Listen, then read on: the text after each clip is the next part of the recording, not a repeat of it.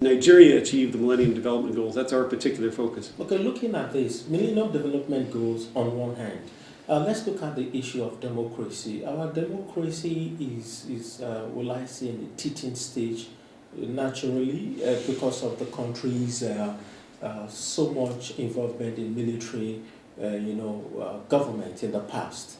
How is Canada helping Nigeria deepening democracy so that Nigerians can start benefiting and seeing the dividends of democracy?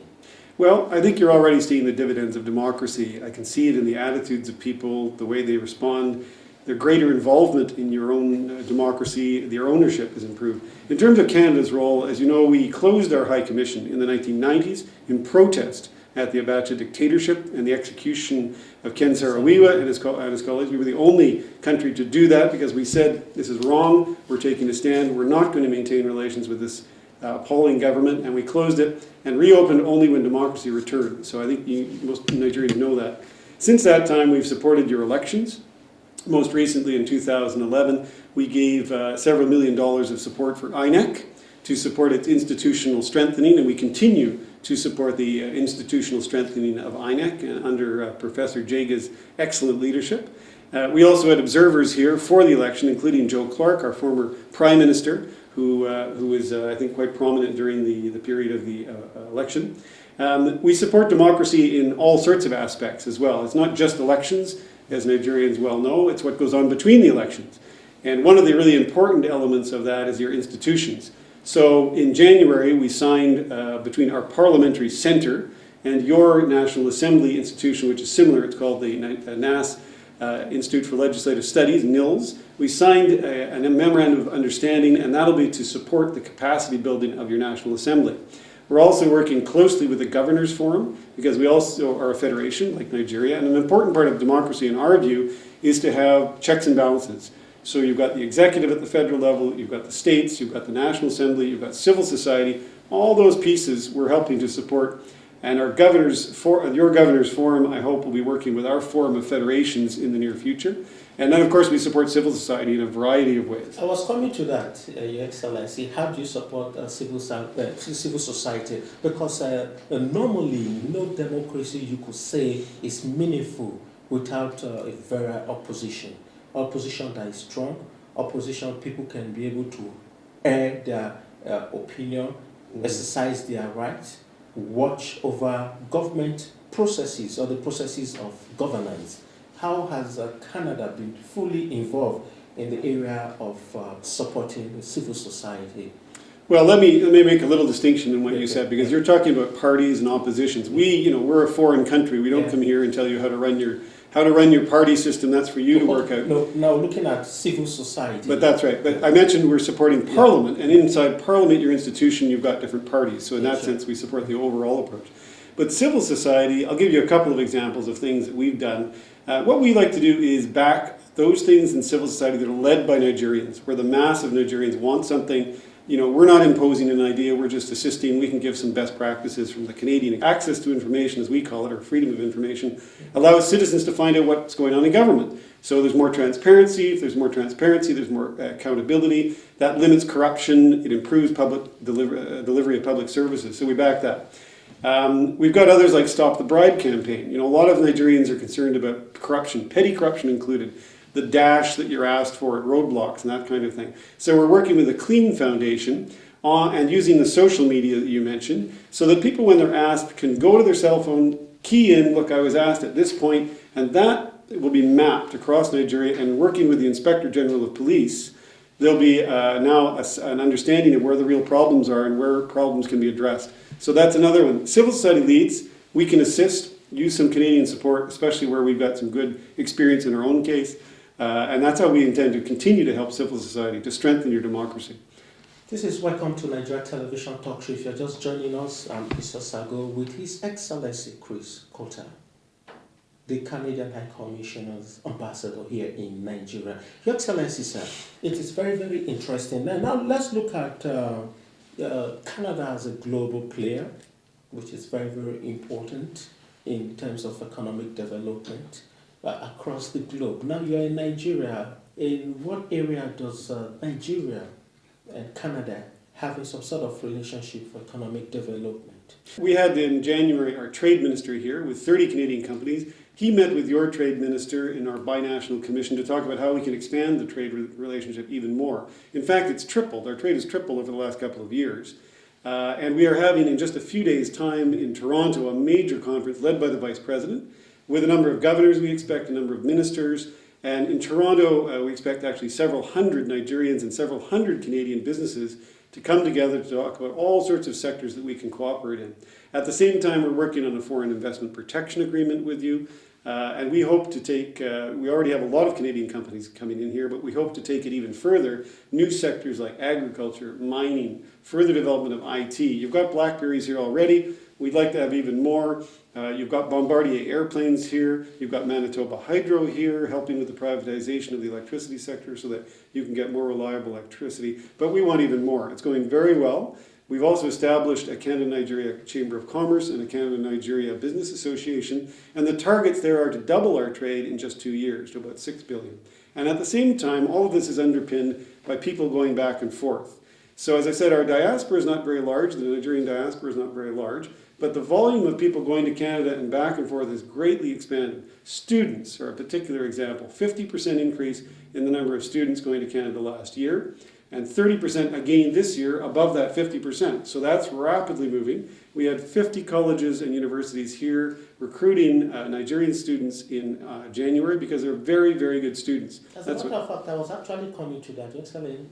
You need to share more light in this area of students visiting Canada for studies and businessmen visiting Canada, sharing some kind of business relationship between Canadian businessmen and Nigerian businessmen. And the key factor here in facilitating this relationship and this to-fro kind of relationship is the visa. What kind of visa regime does Canada maintain? Policy does Canada maintain towards Nigerians doing business?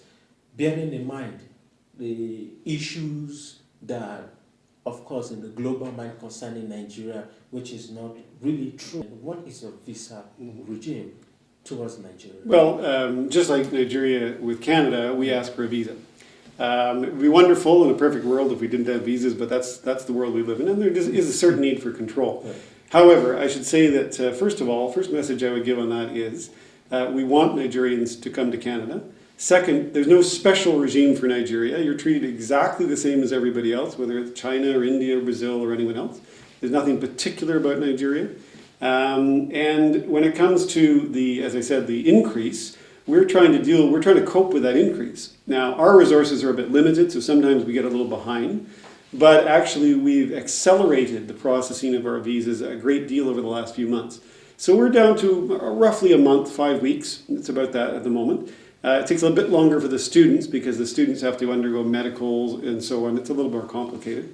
But that's a huge improvement over where we were last summer when it was several months. So we've actually made a great deal of progress. Our goal is to go to the world standard for our own granting of visas of about 10 working days. And that's pretty fast. Now, that compares well with other countries. Other countries, some of them ask for an interview, but you have to wait a long time for an interview. Then you get your visa. We don't ask for that typically. So I think we're pretty competitive with others, but I want to send the message that Nigerians are welcome.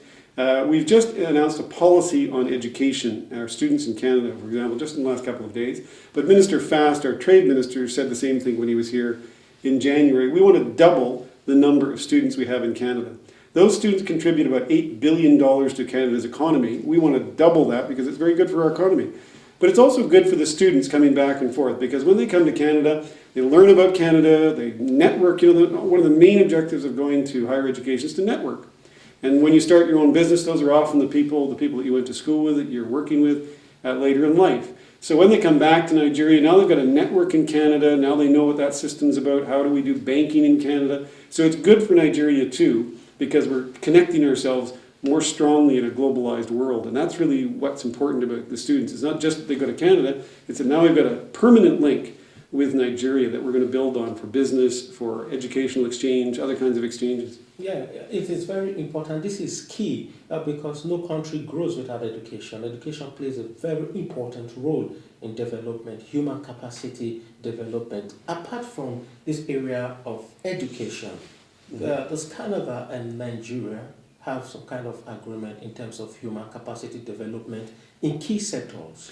Well, we do. Not a specific agreement, but I mentioned health. In fact, part of our health component is to train health workers, community health workers, for example. So that's one element. We do have some smaller arrangements between universities in Canada and some of your universities, for example, on cancer.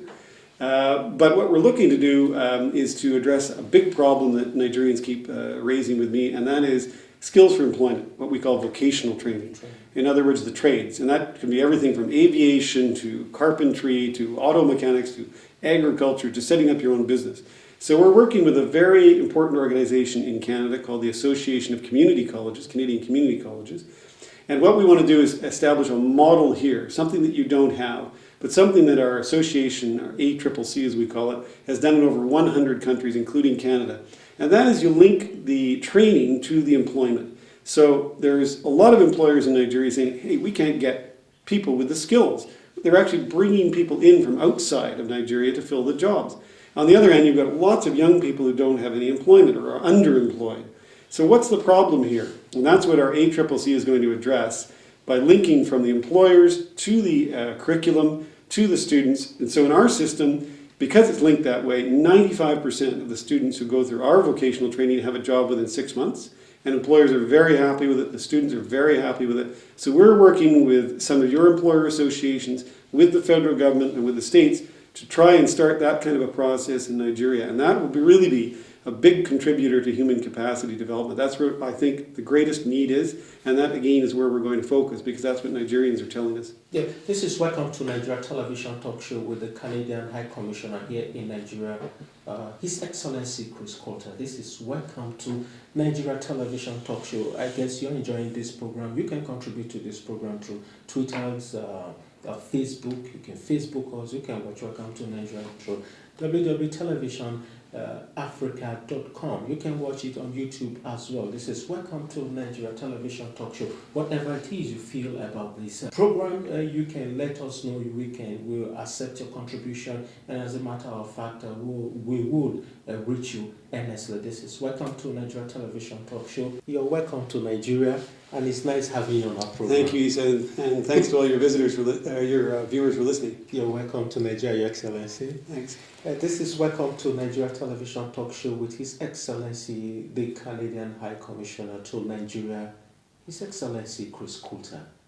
If you're just joining this program, you have missed a lot. Maybe you wait for another transmission of this program. But then this is Welcome to Nigeria Television Talk Show, and I hope you have a very, very thorough understanding of the contents of this show today. This is Welcome to Nigeria. You can always get across to us through all the messages showing on the screen, and you can reach us. Welcome to Nigeria Television Talk Show encourages your contribution. This is Welcome to Nigeria Television Talk Show for another exciting program next week.